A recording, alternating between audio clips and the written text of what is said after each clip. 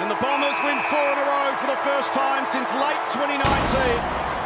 Essendon claim the first King's birthday rivalry clash and hand the Blues a 6 straight loss.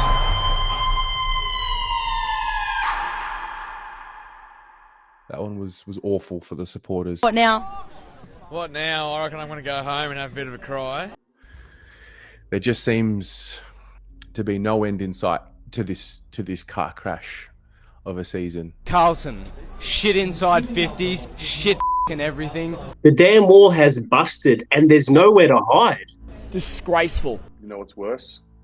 It's going to get worse. It's going to get worse. Our club, huh? Our club. The Carlton Football Club.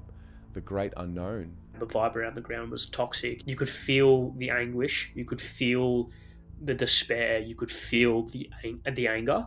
And you could also simultaneously feel the just complete dejection and complete withdrawal of all emotion. Fans turning on fans. Fans turning on the club.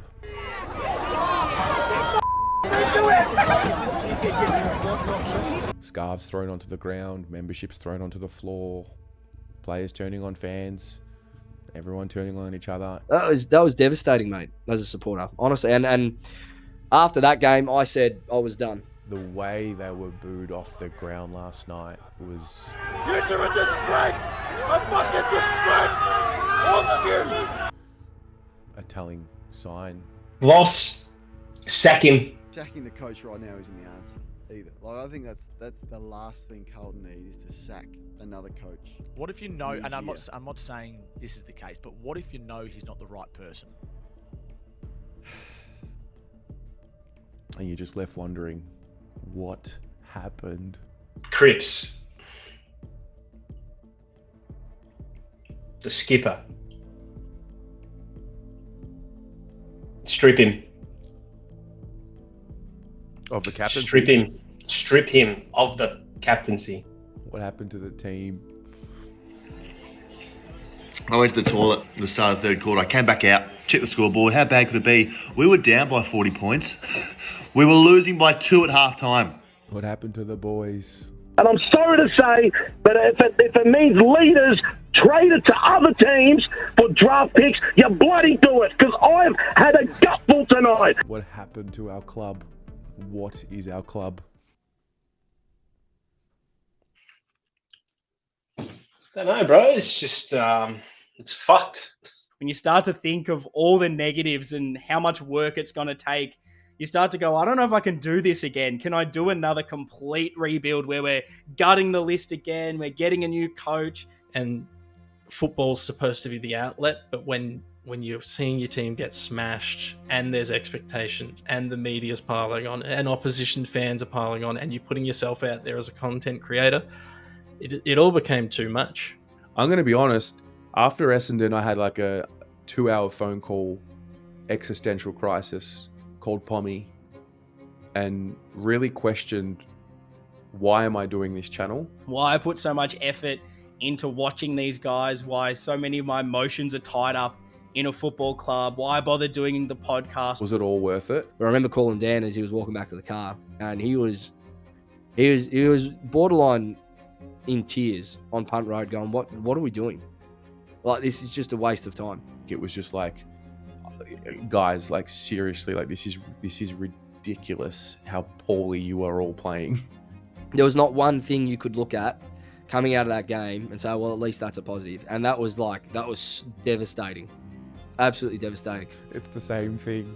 It's the same thing. I could basically just bring out last week's, find the edits, find out where I've mentioned a team name, and just re-record over that, and it'd be the same thing. That looked like 22 blokes going out there and wanting it to end from start to finish. Our game awareness and our skills are it's beyond below par. It's like bottom 4 level. Going inside 50 was just gross. Harry has a shot on goal, didn't make the distance. Bewildering. When it gets to your better players, you know something's really wrong. At the moment, that's sort of hard to play good footy when everyone's just a little bit off. You're talking Lewis Young playing 20 metres behind. Like, I'm closer to some of my fucking ex-girlfriends than he spent on Peter Wright today. You know what I mean? Like, but we're laughing, Terry, but like, fuck me, man. We get to the 21-minute mark of the third quarter, and we had laid 3 tackles in the quarter. What you've just seen there is a side give up. Give up.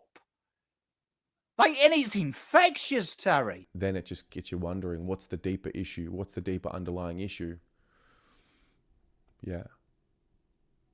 My deepest fear now with this group is that we got it so wrong from the beginning that the foundations were not set. And if the foundations were not set, then how can we expect this group to pull through? Changes are going to be made, no doubt.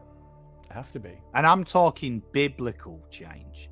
Yeah. I'm talking biblical. I'm talking like fucking God himself reads it and he's like, fuck me, that's Old Testament shit. And let's start doing something that our forefathers did. Asking honest questions. Honest questions. Hard-hitting fucking questions. Who looks who in the eye and goes, you weren't good enough? None of us were good enough today. So what are we going to do about it? I was almost just like, can we just somehow press a button, fast forward to the end of the season and hope that it's better next year? I don't think there was a pass mark at that stage. Unless they somehow made finals, it wasn't a pass mark. We're 13 rounds into the season and it's, it's not mathematically over because we can still win 8 of our next 10, whatever, all of that. But like, it's done. It's done. Like I'm pretty sure it's done.